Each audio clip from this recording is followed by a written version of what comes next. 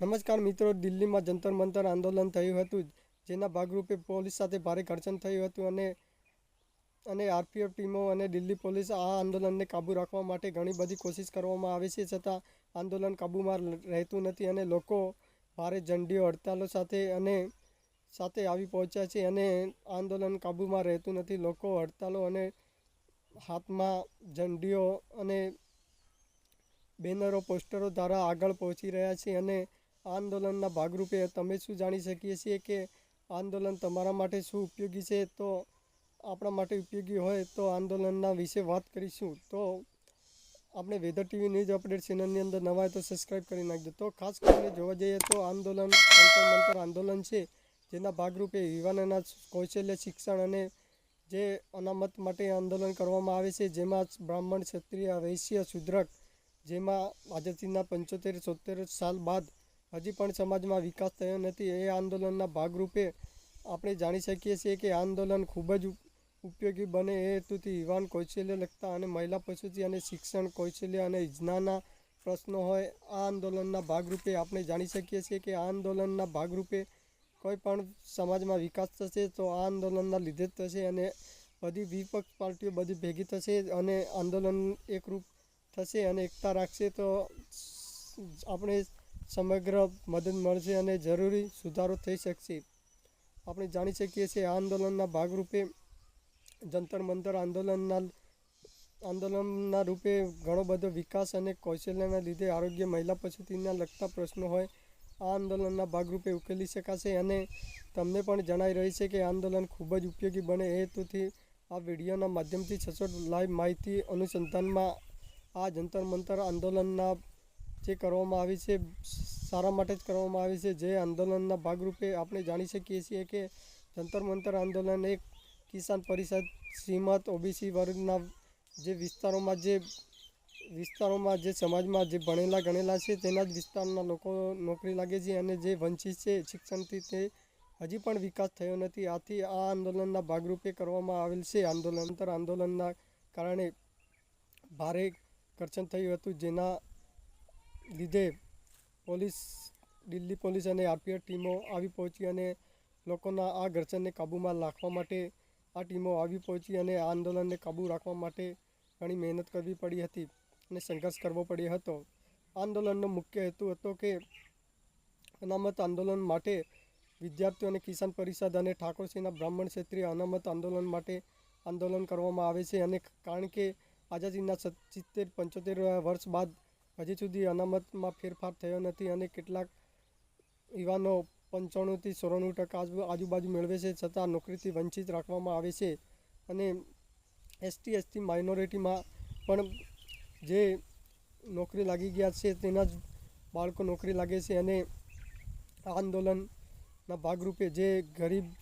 રહ્યા છે તેને નોકરીથી વંચિત જ રહ્યા છે અને ગરીબીમાં જીવે છે. આથી જણાવવામાં આવે છે કે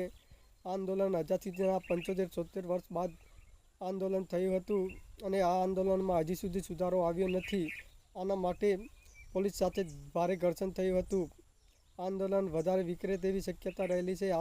આથી સરકારે સાવચેતીપૂર્વક આરપીએફ ટીમ અને દિલ્હી પોલીસ બંને આવી પહોંચી અને આ લોકોના ઘર્ષણને વધુ વિખરે નહીં એ માટે આંદોલન હાલ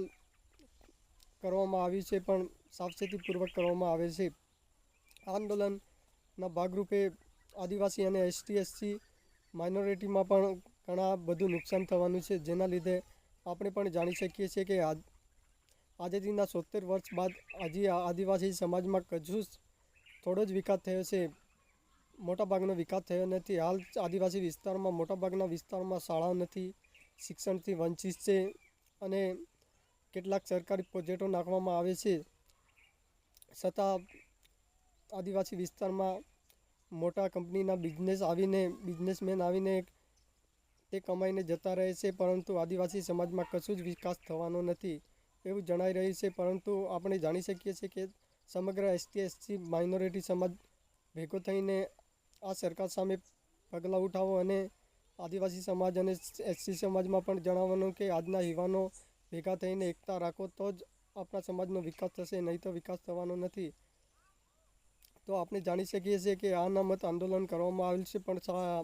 સારું ગણાય છે, પરંતુ જે લોકો SC/ST માઇનોરિટીમાં લાગી ગયા છે તેના માટે લાગુ પડે છે, પણ જે આદિવાસી વિસ્તાર અને ST/SC માઇનોરિટીમાં જે ગરીબથી વંચિત છે અને હજી સુધી શિક્ષણમાં પછાત છે તે માટે તેમને નોકરી મળે એવી મારી શુભેચ્છા છે. અને આ આંદોલનના ભાગરૂપે આપણે જાણી શકીએ છીએ કે આંદોલન ભારે ઘર્ષણ સાથે થશે તો જ આંદોલનના ભાગરૂપે તો જ વિકાસ થવાનો છે.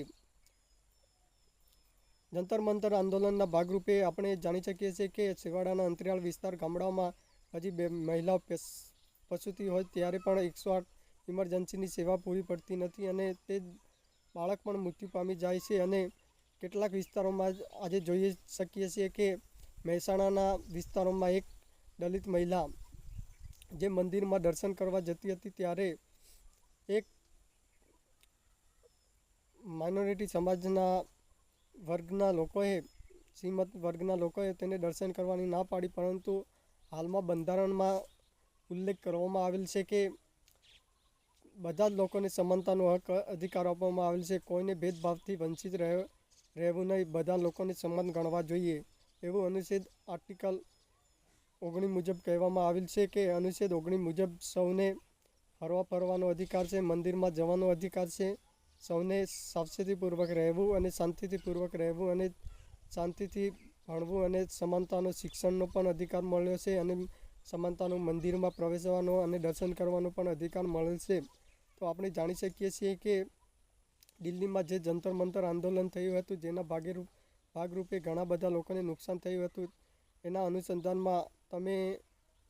શું કહી શકો છો આંદોલન વિશે તો કમેન્ટમાં જરૂર બતાવજો. આ આંદોલનના ભાગરૂપે આપણે જાણી શકીએ છીએ કે જંતર મંતર આંદોલન એ યુવાનોના કૌશલ્યના લગતા પ્રશ્નો અને શિક્ષણ આરોગ્યના લગતા પ્રશ્નો માટે આ હડતાલ ઉઠાવવામાં આવે છે. સૌથી સારી બાબત છે કે આંદોલનના ભાગરૂપે ઘણા બધા પાર્ટીઓમાં વેરવિખેર થઈ જશે અને સાચા હકથી લડશે એને જ ન્યાય મળશે. બાકી કોઈને જે મુદ્દા ઉઠાવતા નથી તે લોકોને હાલ કંઈ વિકાસ થવાનો નથી. તમામ સરકારોમાં વિપક્ષમાં વધારો થશે તો જ આંદોલન ઉઠાવશે તો જ વિકાસ થવાનો છે, નહીં તો વિકાસ થવાનો નથી.